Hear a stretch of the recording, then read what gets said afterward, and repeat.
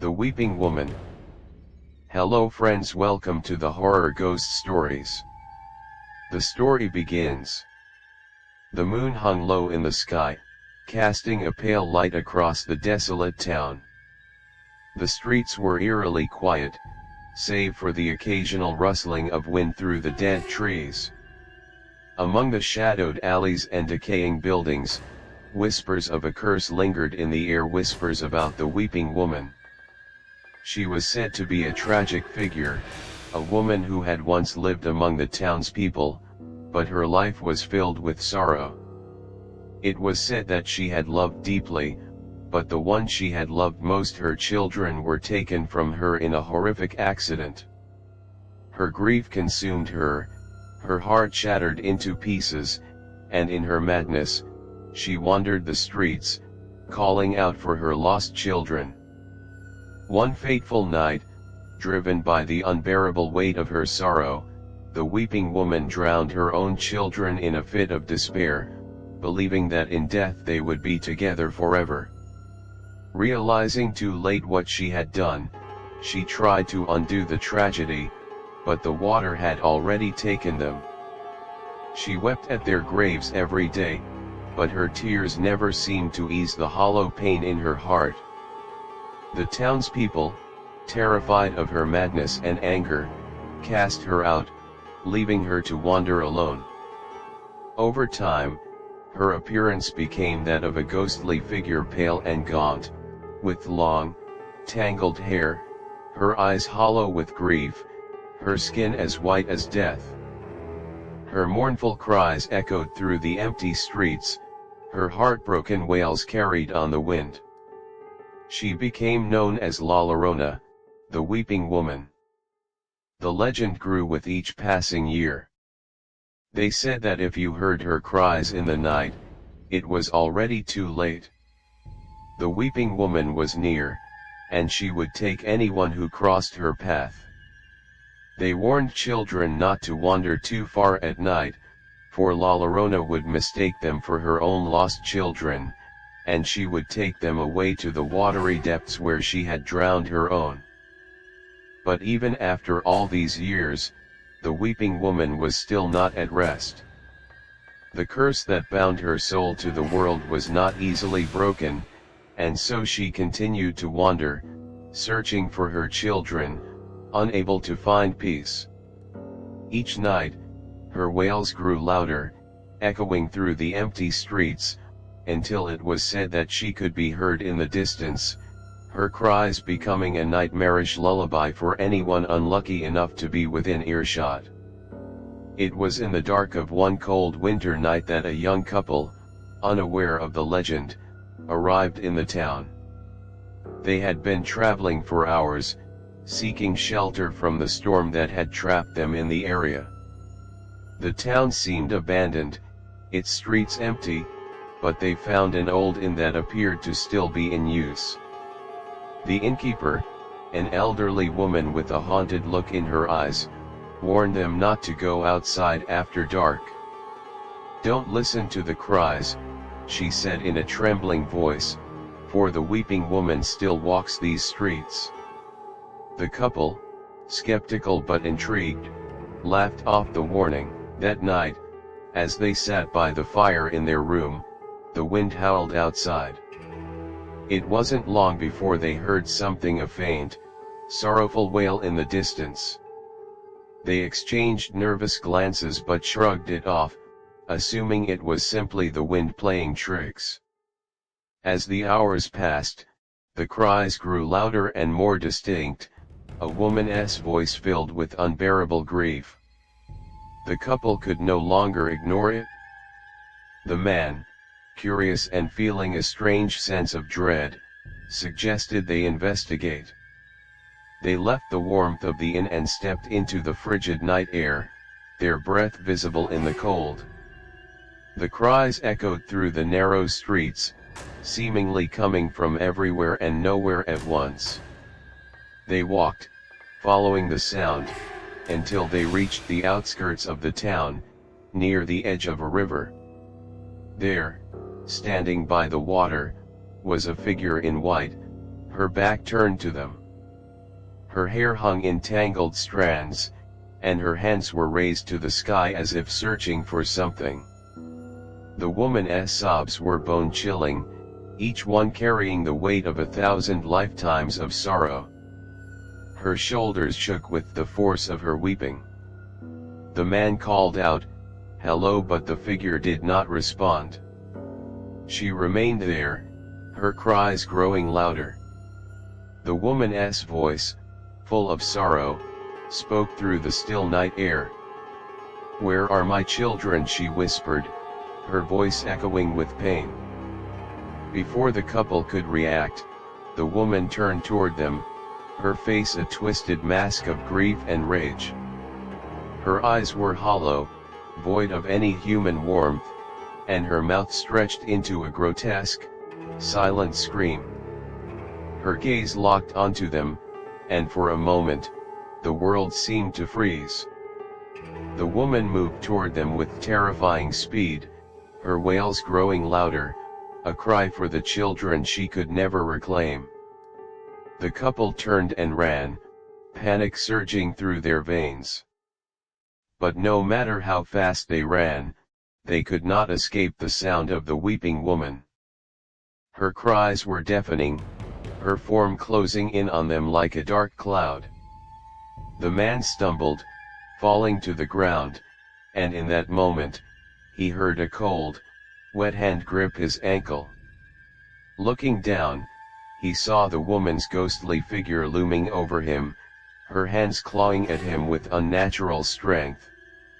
In an instant, the woman let out a blood-curdling scream, her eyes now filled with an endless hunger for those she had lost. The man screamed, but his voice was swallowed by the endless wails of La Llorona. The woman reached out for him, dragging him toward the water, her cold fingers locking around his wrists. The woman's mournful cries echoed in the night as the last of the couple disappeared into the darkness. Their screams faded into the distance, carried away by the wind. The town remained silent after that night, the weeping woman's cries fading once more into the shadows. But the legend of La Llorona persisted, and no one dared to stay after dark, for they knew that the curse of the weeping woman would never truly fade. She was out there, somewhere in the night, forever searching, forever weeping for her lost children. The nights that followed grew colder, and the town seemed to sink further into a fog of fear and isolation. It wasn't just the darkness that weighed on the people, but the knowledge that the weeping woman still wandered the streets, her mournful wails a constant reminder of the curse that bound her. The townspeople spoke little of the events surrounding the young couple, but the unease in the air was palpable. Each person locked their doors tightly as dusk approached, and few ventured out after the sun set. Rumors began to spread, whispers that the weeping woman had grown stronger in her sorrow, that her cries could now reach further than ever before, even beyond the town's borders. Some claimed they had seen her near the outskirts, just beyond the river, watching the village with hollow eyes as the lights in their homes flickered in the night. Others swore they'd heard her weeping on the wind, carrying across the fields like a low, endless hum. It was as though her grief had merged with the very essence of the land, sinking into its soil and haunting its people. One particularly frigid night, a young woman named Isabella arrived in the town. She had heard nothing of the legends surrounding the place and had come to visit an old friend who lived there. She was expecting a warm reception, a small village where people knew one another, where life was simple. As she approached the town's edge, however, she was struck by the eerie quiet that filled the streets. There were no children playing, no voices calling out from windows. The air itself felt heavy, laden with something dark, something watching. When she reached her friend's home, Isabella found the door ajar, the lights dim inside. She hesitated before pushing the door open. Inside, the house was cold and empty. The only sign of life was the faint scent of burnt incense and the odd collection of old furniture scattered in the rooms. Her friend's belongings were untouched, as though she had simply vanished. Isabella searched the house, but there was no sign of her anywhere. Panic began to rise in her chest. She left the house and walked through the streets, calling out her friend's name, but the silence swallowed her calls. By then, the sun had begun to set, and Isabella noticed the town's few remaining residents hurriedly closing shutters, locking doors, and retreating inside.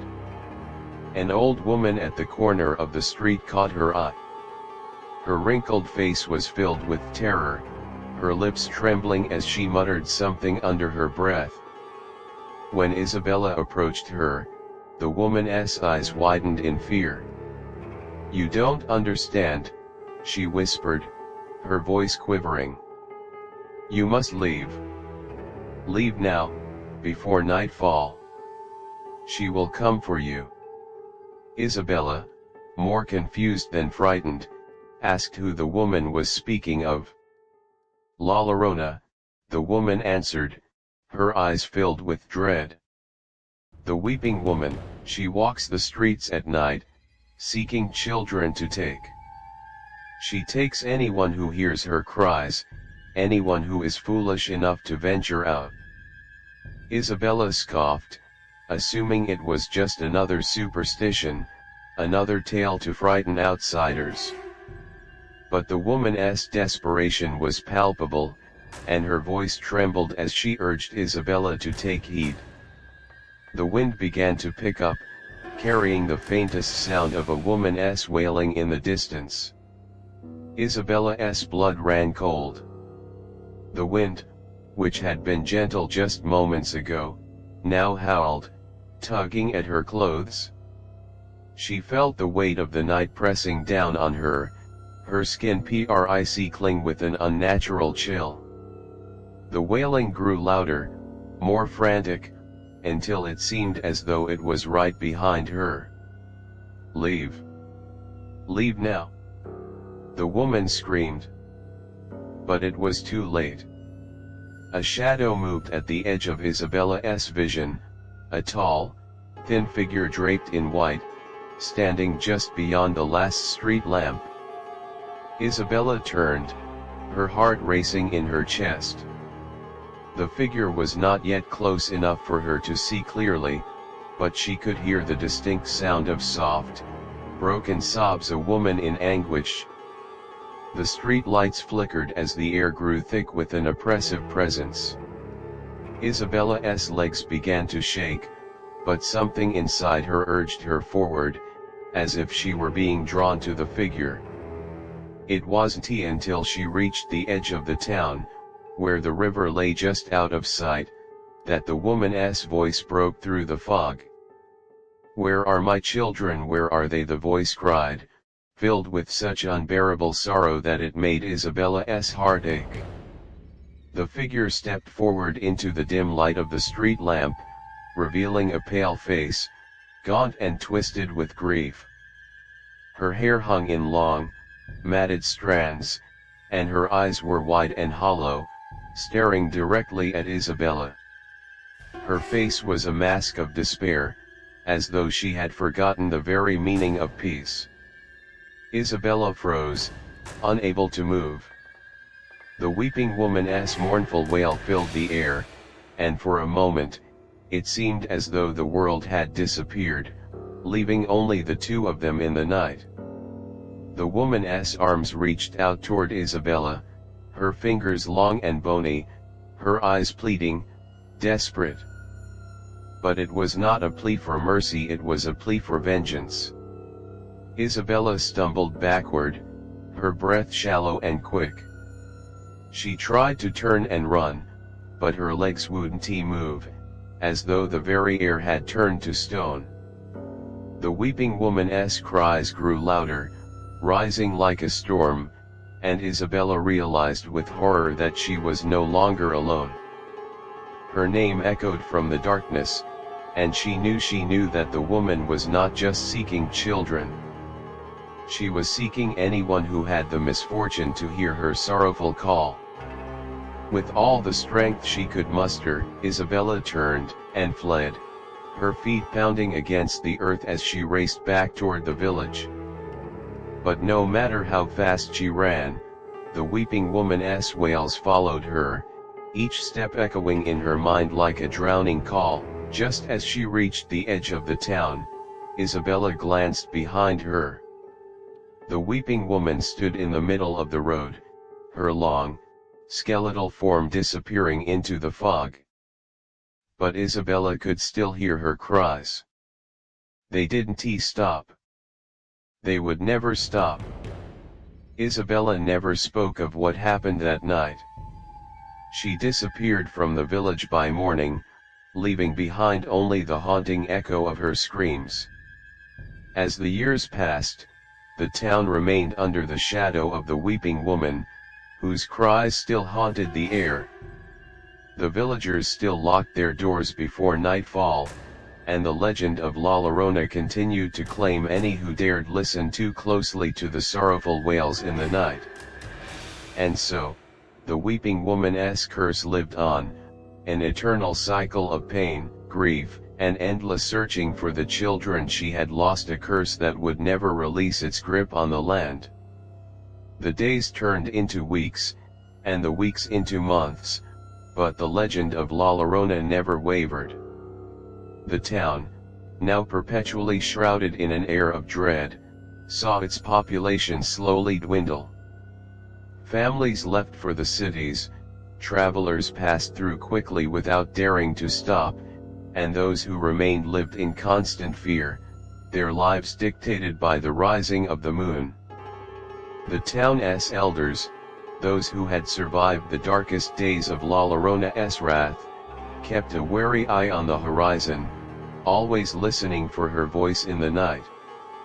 Even the bravest of the remaining residents avoided the roads that led to the river's edge, where the weeping woman had once been seen most often. For in those places, people still whispered that her presence lingered, her grief never fully satisfied. But with the passing of time, even the elders began to forget, or at least to convince themselves that the horror had faded. It wasn't long before a new family moved into the abandoned homes on the outskirts of town. The young couple, Alejandro and Lucia, had heard little of the town's past when they made their decision to move. They sought a quiet life, away from the hustle of the city, and believed the town's quiet beauty would be the perfect place to raise their two children. They arrived in the late afternoon, the sky streaked with orange and pink as the sun began to set behind the distant hills. The couple marveled at the simplicity of the old town, its cobbled streets and quaint houses lined with ivy. It seemed like the kind of place where time stood still, a peaceful haven. As the sun dipped below the horizon, the sky darkened, and the wind picked up, carrying with it a strange sense of foreboding. Lucia, with her two children, Maria, a bright-eyed 7-year-old, and Diego, her infant son, felt the chill in the air but brushed it off as the natural turn of the seasons. Alejandro, too, seemed unfazed. They had come here to escape the chaos of city life, and nothing would dampen their enthusiasm for the move. But as the night drew on, strange things began to happen. The wind howled through the streets, rattling the windows and making the floorboards groan in protest. And then, it came soft at first, like the sound of wind whistling through cracks, but growing louder, more distinct. The sound of a woman crying. Lucia's heart skipped a beat. It was not the kind of cry you'd hear from a person, not the kind of sorrow a mother would express for her child. It was raw, otherworldly, and full of a grief that seemed to stretch back through time. She dismissed it as a trick of the wind, but then she heard it again, closer, more intense. It was then that her mind recalled something: the hushed warnings from the townsfolk, the strange and fearful glances she had received when they arrived. She remembered the old woman's trembling words, "Don't listen to the cries." Lucia tried to calm herself, but the sobs grew louder, louder still, until they filled the house. The sound seemed to be coming from outside, but it was impossible to tell from where. It felt like it was all around them, seeping through the walls, filling every corner of their home with an overwhelming sense of despair. She turned to Alejandro. "Do you hear that?" she asked, her voice trembling. Alejandro looked at her, his brow furrowed. "It's just the wind, Lucia. Nothing more." But Lucia wasn't convinced. Her instincts told her that something was wrong. Something ancient, something filled with unrelenting sorrow, was coming for them. She clutched Maria tightly, trying to comfort her daughter as her wide eyes filled with fear. Diego, asleep in his crib, seemed unaware of the growing terror in the air. And then it happened. The door to their home creaked open on its own, the wind howling in like an unseen force. Lucia's heart pounded in her chest as she rose from the chair, her feet heavy and reluctant. She moved cautiously toward the door, hesitant but drawn toward whatever was on the other side. The cries grew louder, sharper, as though pleading with her, as though calling her name. She stepped outside, looking toward the empty streets. The wind had stopped, and the air was thick with an unsettling stillness. The cries were clearer now, distinct, human. But not human. Something cold and ancient was coming, and Lucia felt her bones freeze with the knowledge. "Maria, stay inside!" she shouted, but the little girl's curious nature had already drawn her outside, her small figure standing at Lucia's side, wide-eyed and afraid. The figure appeared then, a pale, twisted woman standing at the end of the street, silhouetted by the faint light of a distant lamp post. Her white gown billowed in the wind, though her hair and face remained hidden beneath a veil of dark strands. The cries came from her, but they were no longer just cries of sorrow. They were a wail of agony, of rage, of a pain that could never be soothed. Lucia froze, her mind struggling to process what she was seeing. The woman's back was to them, her hands raised as though searching for something, someone. The wind picked up again, but this time, it felt cold, unnaturally cold, as though it were coming from the depths of a grave. "Maria, get back inside!" Lucia screamed again, her voice breaking with terror. But Maria stood there, transfixed by the figure. She took a slow step forward, drawn as though by an invisible force. Lucia ran toward her daughter, but as she did, the woman turned. And the sight of her face, hollow eyes, twisted mouth, and skin so pale it almost glowed sent Lucia stumbling backward in horror. The weeping woman's eyes locked with Lucia's, and for a moment, time seemed to stop. The woman's mouth opened, releasing a low, mournful cry that reverberated through the streets, echoing in Lucia's very soul. It was as though the cry had come from a place beyond time, beyond understanding. The weeping woman began to move toward them, her steps slow, deliberate, and heavy with sorrow. Maria, still entranced, stepped closer to the figure. Lucia reached out, but it was too late. The weeping woman reached down, her cold, bony fingers brushing against Maria's cheek. A chill so cold it seemed to freeze the air around them enveloped them both. Lucia screamed, but her voice was drowned by the wailing of the woman, which now filled the very air, so loud and sharp that it made her ears ring. Just as she reached out to grab Maria, the weeping woman let out a final, piercing wail. Lucia felt a sudden rush of cold, her body growing numb, her vision blurring. She looked up, and in that instant, she saw Maria vanish, her small figure dissolving into the night. Lucia fell to her knees, overcome with grief. "Maria!" she cried, but her voice was drowned out by the relentless wail of the weeping woman, whose cries filled the air, now mingling with the wind, the sorrow, and the endless searching. The townspeople, hearing the cries that night, knew what had happened, though none dared speak of it. The curse of La Llorona had claimed yet another.